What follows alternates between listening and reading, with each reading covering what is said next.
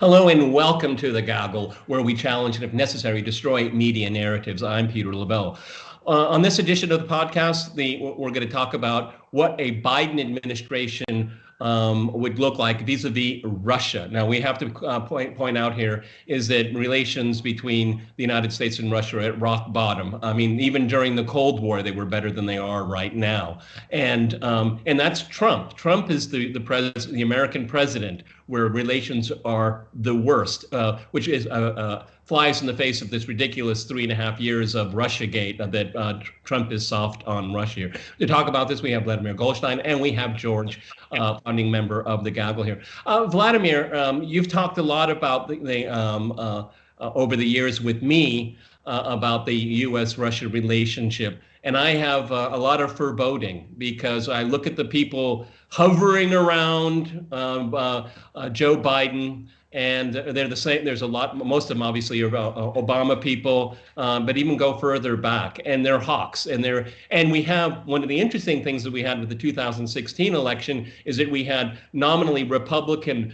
neoconservatives invaded the Democratic Party. I mean, even at the Democratic National Committee, you had Republican never-Trumpers on their stage. Okay, who would have thought? Okay, what do you think is going to happen here? Because this Russia fervor, this Russophobia has only gotten worse. As we sit down right now, I was reading how there are news reports that the Americans may be using clandestine operations inside of Crimea, okay, and arming them and supplying them. This is more than a front. This is very, very dangerous. Go ahead, Vlad. Yeah, it will be more of the same, no doubt about that. I think basically people who would want to see Biden in White House, they imagine Obama years as some kind of a golden years, golden time, like a paradise lost, and they want to restore this paradise. They want to bring it back. So they will try to restore, resurrect a lot of Obama policies, which will be kind of, and I looked at Biden foreign policy platform, and it's like the same thing, humanitarian interference, and, like let's expand NATO eastward. Macedonia was amazing, and, he was on the record supporting Georgia to, join in NATO. Continued nonsense with Ukraine. Let's send them more military. Let's do all of that. So, there is no reason for us to think that Biden will change anything. He will just basically allow the same warmongers in State Department, as you said, consisting. But Vladimir, wouldn't you agree with me though? Is that the level of hostility is its magnitude's higher than it was at the end of the Obama administration. I mean, you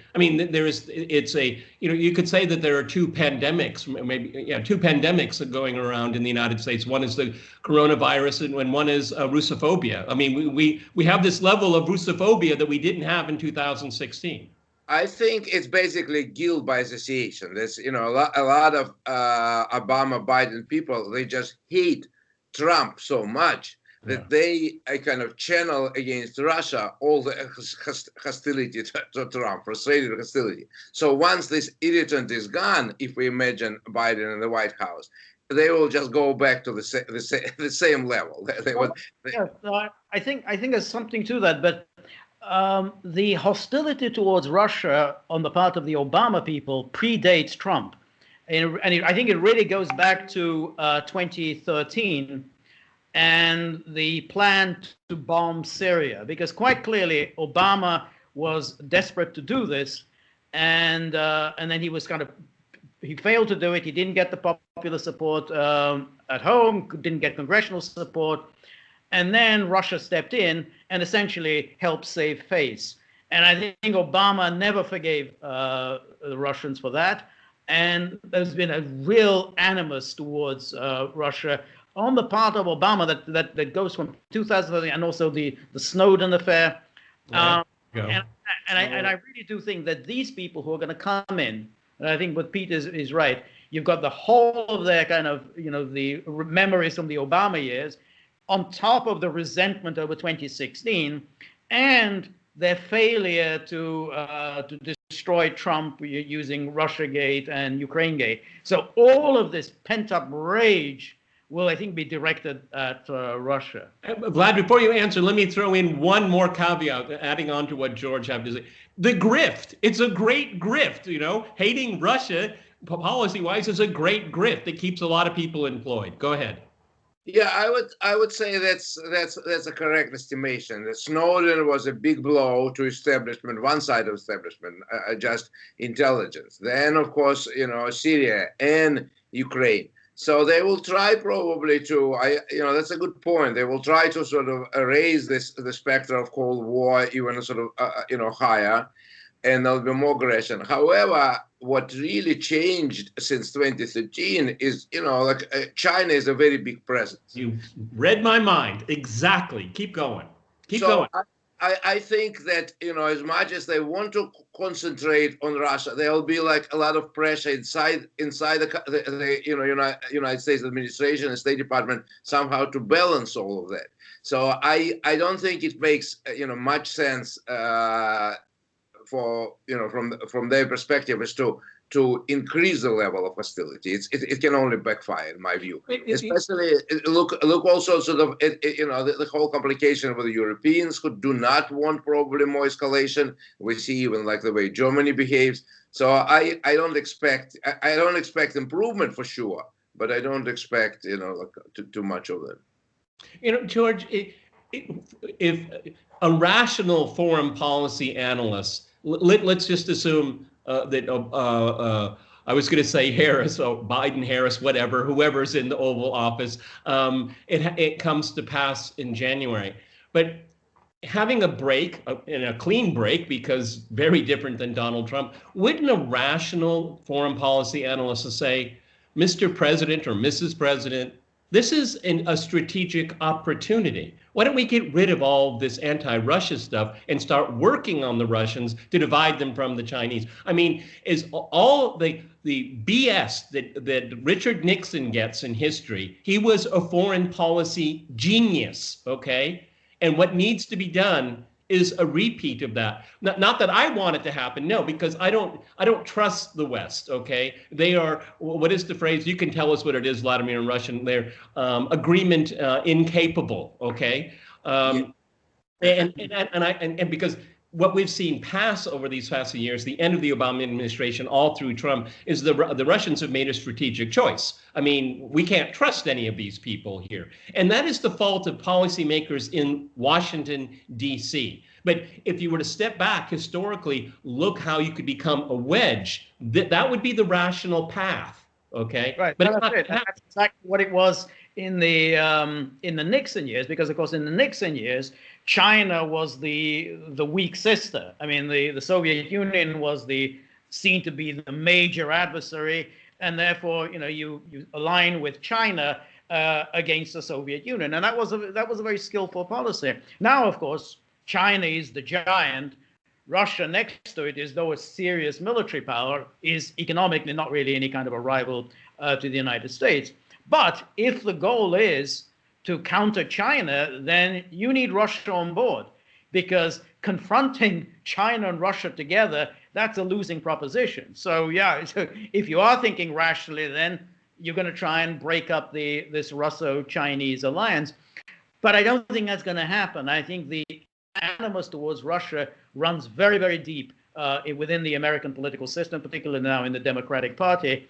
And there's a lot of economic ties between the elites and China. A lot of these people who are going to be around Biden, they stand to make a lot of money through China. So it's not really in their interest to confront China. I think they would much rather prefer to confront Russia, where they're not going to lose any money. Yeah, but they're not going to achieve any kind of strategic advantage, and all the while, the international system is being changed in such a dramatic way, because policymakers in Washington and in Western capitals in general, they just have their eye off the ball. I mean, I don't know about you guys, but I mean, in January, February, all of a sudden we're told China is a communist country. They keep saying communist China, communist China. They didn't say that a year ago at all, okay? And this is, this is they not only did they get 2016 wrong, they've gotten this wrong too. Vladimir, go ahead. Yeah, I would say what we have to, your parallel with Nixon is very interesting, but a person who can reform certain things, they have to be kind of young and energetic.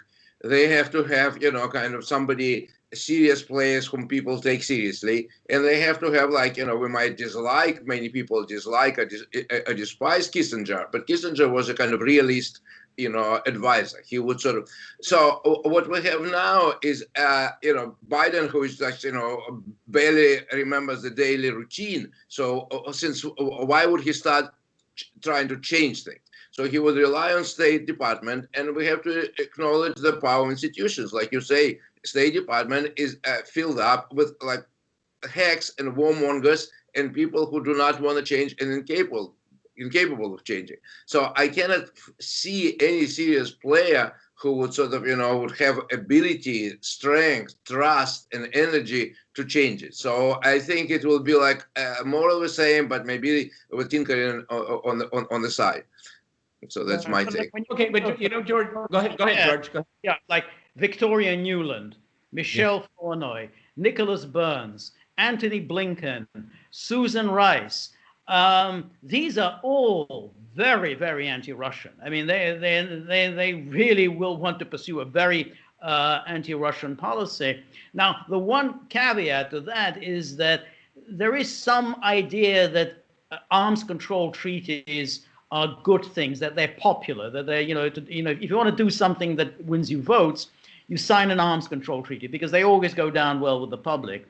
I don't think that's going to get very far, because the Russians aren't going to buy into any kind of arms control treaties if it's not part of a serious détente policy. I mean, why would they? But George, I think we can highlight just how bad things are. In our lifetime, all of us, the three of us, remember the SALT agreement, the ABM treaty, open skies. We remember that because we're all children of the Cold War, and Vladimir was in the Soviet Union a good part of that time. But I seriously think that if you wanted to go out and say we hate Russia, but we need arms control, people will say you're legitimizing Russia. Yeah. I mean, that's how bad it's gotten here. You can make a deal with Stalin, but you can't make a deal with the Kremlin today. That's what I'm getting at. It's how bad things are. And I will posit here is that this will be one of the great historical blunders of our time. Okay. And future historians say it could have played out differently, but because of the reasons that Vladimir has given us here, is that this sense of inertia, this sense of hatred, this sense of entitlement, okay, because it's a good grift. Okay, finish up for us, George. No, I think that's exactly right.